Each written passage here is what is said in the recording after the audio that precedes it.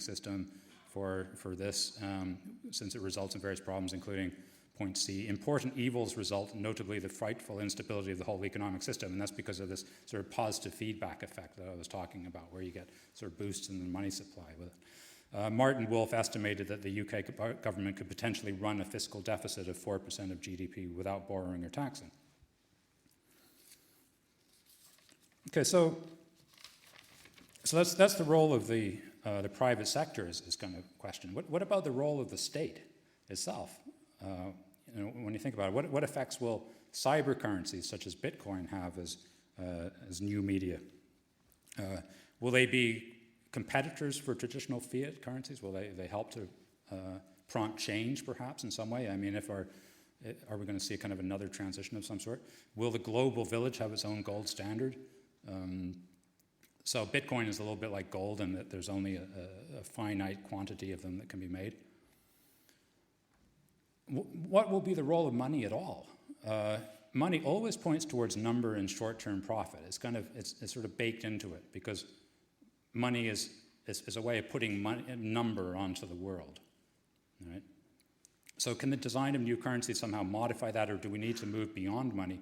Will barter finally come into its own? Perhaps it's easier to overcome these things about the coincidence, when we're all connected on the internet. Should we resist quantification? I guess this is one of the themes of transmediale this year. This idea of sticking money onto the real world, which is what money does, is any kind of data gathering is sort of the same thing. You're putting numbers onto things, and that tends to change the behavior of whatever it is that you're measuring. Finally, can we learn something from previous eras? For example, the last kind of virtual currency era was the Middle Ages. There was a great emphasis on ethics at the time. Ethics is something that's gone completely missing from finance. What about sort of the longer term projects, the vision which came into the fore during the Middle Ages? What will be our cathedrals? What will be our long-range things like climate change, for example? And if money is a medium, then what message are we going to leave for future generations? Yeah, thank you very much.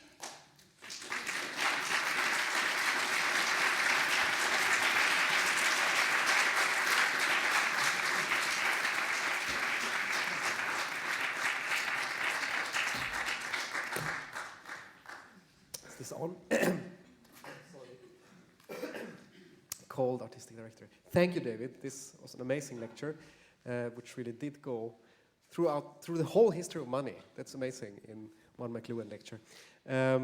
I'm just here to ask Georgios to take a seat together with you. So you should take the seat, and I'll introduce Georgios for the Q&A. Georgios Papadopoulos is, perhaps for transmediale regulars, not an unknown face. He was in 2012, right? The recipient of our Willem Flusser residency program for artistic research, through which he also produced a book called Grexit, which was speculative archaeology of the drachma, combined also with an analysis of the crisis, still ongoing crisis.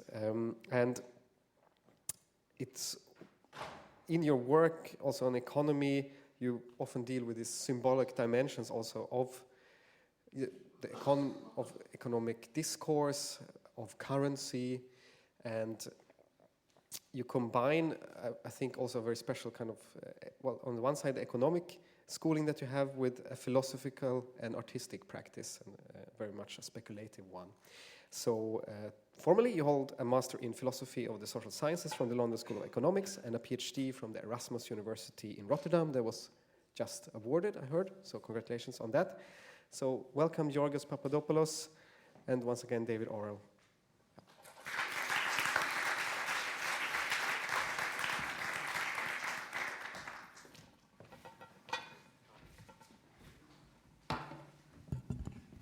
Hello, everybody. It's a great pleasure and a great honor to be here. I also would like to extend my thanks to the festival, of course, the embassy, and especially to David Orrell for an amazing talk. it's difficult, I would say, almost embarrassing to talk about money at this point. Not only because I cannot really measure myself against David, but also, being a Greek and talking about money in Berlin can be the cause of a lot of misunderstandings. My talk today and my response is somehow complementary to the analysis of David, and also tries to bring again the question of McLuhan's analysis of money, but also Flusser, who is also a big influence of my work. And the main question is, if we think money as a medium, then how we could analyze the content of this medium and the interaction between the money and its content, namely value or economic value. And of course, the starting point is the opening statement of McLuhan in Understanding Media, when he talks about the medium being the message and referring to the fact that a medium somehow changed the scale, the pattern, and the scope of interaction. And this is, of course, the case in money and economic interaction. My question is how economic value transforms in this process. And here we see my two main influences. Of course, McLuhan is on your left, and then Willem Flusser on the right. And I understand that it's usually not often to put these two scholars together. And I'm not going to try to compare them. Both of them are going to help me in my argument.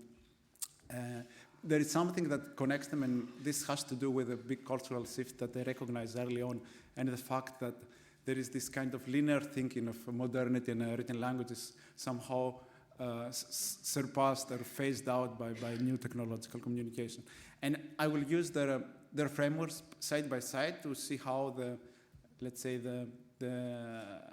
our understanding of value is being transformed in this new social and technological paradigm. And of course, my starting point is financial innovation, the invention of new ways to process economic transactions, to send money, to buy and sell. And this is a very, I would say, straightforward definition here. Frame and White talk about new products, new services, new ways of producing them, and of course, new organizational forms. And it's, in order to make a little bit more tangible what I'm trying to suggest is, I will just invite you to think how, let's say, the invention of Bitcoin transformed our understanding of the monetary system. And there was this traditional thought that, you have to have a main node in the system that somehow, on the one hand, ensures trust to economic value, but on the other hand, is there to police transactions. And with the emergence of Bitcoin, we already have a new understanding of a possible reconfiguration of the monetary system. This is somehow the most recent, but there are much more useful or much more common technological innovation, let's say the credit card or electronic payments.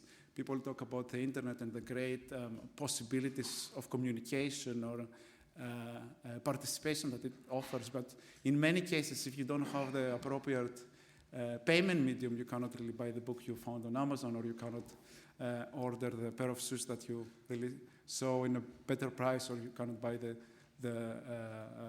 plane ticket that you're looking for. So somehow media of monetary media of transmission, media of exchange are a very important conduit of participation in electronic networks.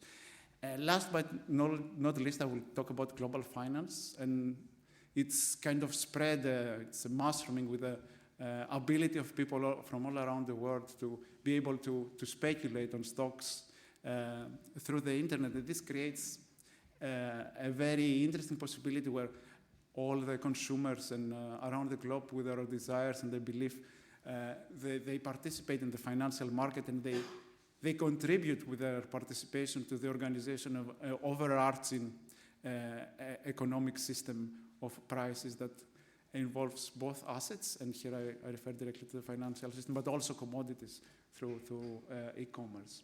And I think all these kinds of technological changes give us a very different understanding of value or the economy if we compare what was the experience of somebody 50 or 100 years ago. So in that sense, I'm really agree with David that we have this kind of millennium moment, and this has to do, first of all, with the changing of the monetary principle, the abandonment of a commodity standard, but at the same time on the new technological possibilities.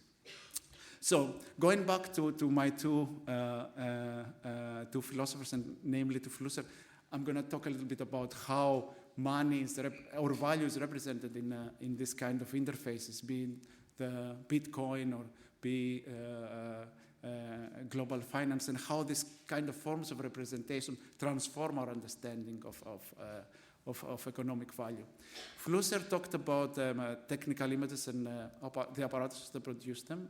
And his idea is that what he foresaw is that he saw that technical images emerge as a very important medium of participation in the economic system. So it's not any more discourse or language that allow us to interact with one another, but it's images that mediate in our social interaction. And what is particular about these images somehow, on the one hand, allow us to perceive the apparatus that produce them, but also are somehow produced on the specific kind of scientific or social theories that define these apparatus. So they are a screen for us to understand what's going on. These technical images are the message, so to say, of these technological apparatuses. And there is an interesting cultural effect that Flusser is talking about when he talks about technical images. He talks about an emergence of a new magical thinking. So he says that now we don't really have to think so much analytically or conceptually about things like economic value, but there is this kind of circular time of magical procession that defines our understanding. And actually, I had a very interesting moment of revelation when I was walking here, because I was trying to think of a tangible example of this kind of magical thinking and economic value. And just around the corner here is the Federal Ministry of Finance, and there was an installation that in an LED screen was saying, "Das Geld und dann die Liebe." And it was very interesting how this kind of magical thinking is already advertised by the architecture of the German Ministry of Finance. And this somehow gives me the breaking point to move to the discussion about McLuhan. This is actually a quote from McLuhan. And McLuhan divided media in cool media and hot media. And by cool media, he described this media of low resolution where the observer or the user can do a lot of filling in, while hot media is media of extreme resolution where the user has to take what is presented to him for granted.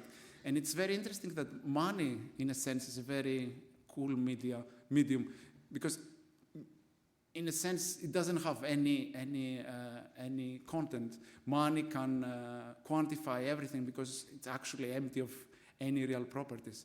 And in that sense, the ability of money to be so open and so devoid of meaning makes it possible to construct a global system of prices. And the fact that money circulates in such extreme speed allows money to break any links with traditional understanding of economic value on the mandates of the market, even the principles of economic rationality.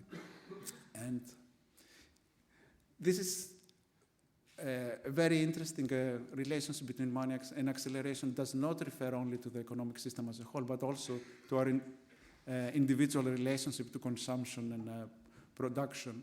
Because again, McLuhan, and this was actually my previous slides, my slides are going a little bit faster, I'm going a little bit slow, was talking about this interesting effect of, on the one hand, overextension, and on the other hand, self-amputation. So the ability of money to give us such a easy and, I would say, extreme access to commodities and spectacles has the counter effect of numbing our ability to enjoy, our ability to, actualize ourselves in the economic system. So this is a very different way of thinking about economic value by thinking the effect that it has, that money has on our own ability to consume and actualize ourselves in the market system. Which brings me in the last slide, and also somehow to the topic of this seminar, and somehow combining this tendency of money to accelerate and overextend ourselves, but also this algorithmic capacity of money to being an instrument and at the same time being an abstract object, an abstract concept, allows us to organize the social reality in terms of its absolute quantity of economic value. And this creates a homogenic system where all commodities and all services can be quantified and relate to one another and create this general equilibrium model where everything is quantified by money. Thank you very much.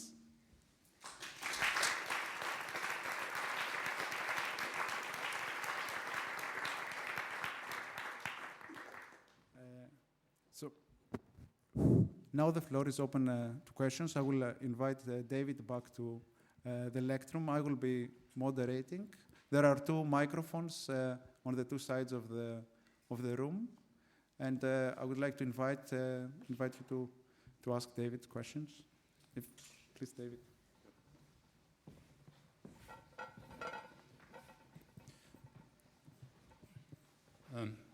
Just one quick remark about the money as memory idea. The sort of the argument there is that money is just a way of keeping track of things, and so if you didn't have money, you could sort of do the same thing with perfect memory. But it's sort of going back to the idea of economy as a barter system. So it's saying that money doesn't really do anything. It just changes. It doesn't sort of change the underlying thing of that you're operating in barter. But I'd actually say that money is more than that, because in that sort of picture, there's nothing about the role of number. It's just sort of taken for granted that transactions can have numbers put on them. But it's that very process of putting numbers onto things which is at the heart of money. That's the sort of the main thing about money, is it has these numbers, and that's also what relates to this idea of kind of data capture, this thing of putting numbers on stuff. So it's sort of, I think that idea of money as memory is very interesting, because it relates especially to new things such as Bitcoin, where Bitcoin actually operates by kind of keeping track of everything. But at the same time, it kind of misses out that fundamental nature of money.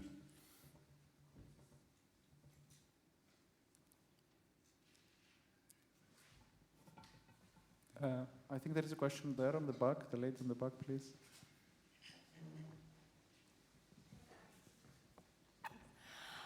Okay, I think you were talking about this a little bit, but we were talking about how money transformed from physical money to transactions, and everything happened so fast. And also this whole internet revolution. And my question is there some new ways which might come up in like the 10 years to come, 15 years to come, that I, as an international relations graduate, might not know of, but you, as an expert, foresee already? New forms of money? Money or transactions just involving the internet, or just a completely new revolution, maybe? I think the main one that seems to be going on now is things like Bitcoin, which I didn't really talk about too much, but the idea of Bitcoin is that it keeps something called the blockchain, which is sort of a memory of all transactions. So that's how it links to this paper. And this blockchain is maintained by a dispersed network of users, basically. So the interesting thing about it is there's no central control, there's no government, there's no central bank. It's all done, is sort of like Wikipedia or something, where you just have people supporting it, with the difference that people get paid for doing this sort of maintenance with Bitcoins, at least until the total number is reached, and then they get a transaction fee. But the main thing is that the impact of this is that you get around transaction costs. So you can send Bitcoins from one country to another for sort of a minimal charge. If you send money, so I met someone a while ago who actually, he's from Germany, and he lives in Toronto, and he has his job is he runs a software business in a website in Germany, and he pays himself in Bitcoin. So he just transfers it, and there's sort of no cost practically for that. While if you went through a kind of conventional system, you'd have to pay a few percent.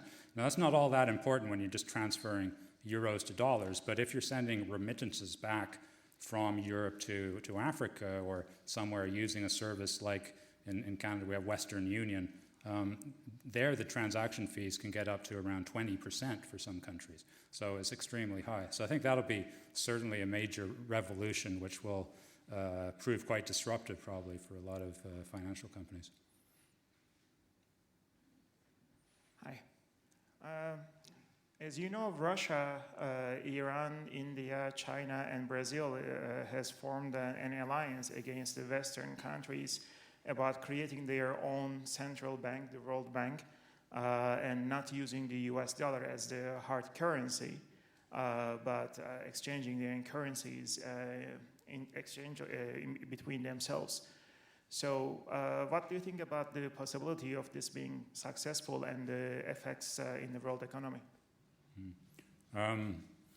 Well, I think on a sort of one thing we talked about is the role and money of the stamp, So, and this is something that comes down to power, because it's a question of, if you're using money, whose stamp is it? Is it going to be an American stamp, a European stamp, a Chinese stamp, or whatever? So basically, it's about a power struggle there, and it's a struggle which is going on all the time between currencies. I mean, at the moment, I guess one of the big things is that you have something that looks a lot like competitive devaluation, where everyone seems to be in a race to make their currency as cheap as possible. I mean, the Canadian dollar is sort of falling off a cliff, but the euro's sort of falling off another cliff at the same time.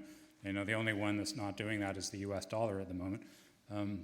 So I think that's sort of a political question, right? About that certainly it's sort of like it's like any other kind of power alliance. There's this idea that money is power. So there's the temptation to form alliances, but then also those alliances, there's sort of a temptation to break them apart sometimes for other reasons. So I'm not sure exactly what the impact of that would be, but that's sort of its underlying what it's about. I was wondering about your idea that the economy depends on the, so to say, matching of the number and the natural value. While natural value is a kind of funny concept, and I was wondering whether you could imagine a type of economy that makes do without numbers, that just relies on that, what you call natural value. Mm-hmm. Not in the sense of barter, much more in the sense of going back with David Graeber to a pre-monetary system. I think during the Middle Ages, one of the sort of features is actually better viewed in some way as a gift economy, because there was money there that was being used for lots of things, but the amount that was raised in taxes and so on was actually pretty small in comparison to the amount that was simply given as a gift, for example, to the church. Society was also organized under a feudal system where it was based on sort of social obligations, and the main source of power was land rather than money. So I think that was a time when, if you think of money as having a sort of a force field which permeates society, it was much weaker then than it was after the sort of later Middle Ages, 16th century, 17th century, and of course now today, money seems to be more powerful than ever. So I think you could see a kind of a weakening. It's not going to get stronger. I think it can only get weaker, and part of that will be something like perhaps a gift economy. Someone who works as I do as a writer, there's a lot of people are writing stuff now, and after, that almost starts to look a little bit like a gift economy as well, because it's not really remunerated in sort of a normal fashion, right? I mean, it's one of these things where there are some people who make an enormous amount of it, but other people don't really make anything at all, but they keep doing it. And the reason is because there's also sort of non-monetary, things like, you get to go sort of propagate your ideas or whatever, or, share with other people. So all sorts of other things which come into it, so, yeah.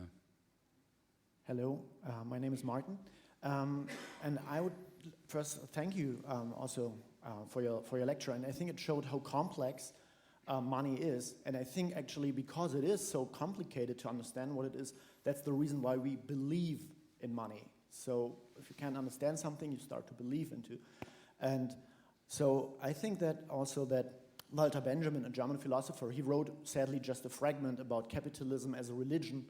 And so maybe this is also the point we should look at. You mentioned it a little bit in your lecture, that money is maybe related more to a religion. C.G. Jung, a scholar from Freud, he said also something like that 2,000 years of monotheistic religion is not just gone suddenly. It's somewhere in all the structures, how we think, it's in the arts, it's in the music, it's in churches, cathedrals, it's all built in.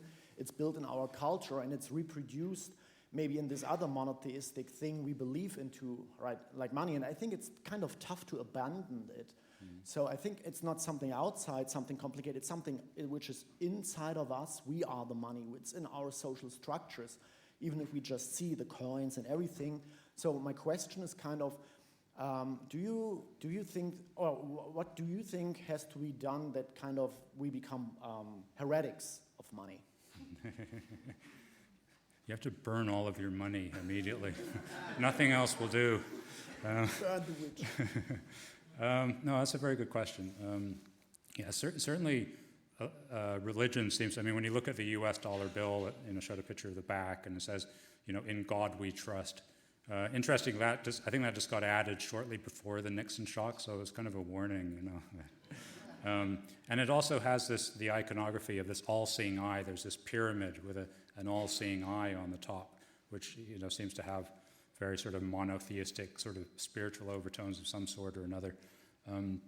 But how would that change? Yeah, probably part of the thing. I mean, I showed the picture of the way that we value gross domestic product over the value of the earth.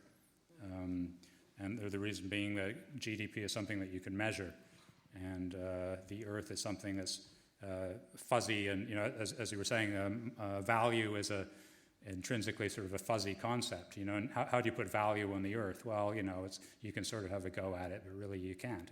I mean, in the end, it's the only one we have, so its value is sort of potentially infinite. So how do you play that off? And I would think that spiritually or religiously, perhaps the idea is that you have to have something that's more centered about ecology and the state of the planet. So that would be the big change. That's probably why something like ideas from green economics are going to prove very important. I'm out? Okay. So I'm just going to say ahead of time, I have no background in economics, but I'm a curious hacker, I would say.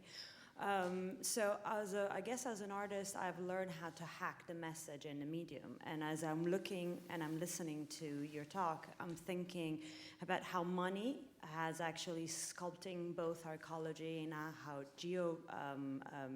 the shape of the geopower of the earth. As we speak right now, somebody mentioned about the unified money from India and Russia and China. And I'm looking at how the dollar is no longer connected to gold, but is actually more connected to petrodollars and to the value of petrol. And it's kind of, as you said, it's creating this acceleration where we're almost trapped into using a system that it's actually, no matter what we do, as much as we want to be activists, we are tied to also something that we are beyond our control. And as you are mentioning, money is a message, I'm thinking, well, through history, economy of heart, or art or whatever, we have found a way to hack the message and the medium. So I'm not really quite sure, because as I said, I don't have the economic background, but I'm looking and I'm asking at you, what would be, in your perspective, a way to actually hack the message, which is not just burning the money, because hacking means using the medium, but making it into something else. Yeah, that's interesting. I understand that there's kind of an interesting connection between something like Bitcoin and digital art.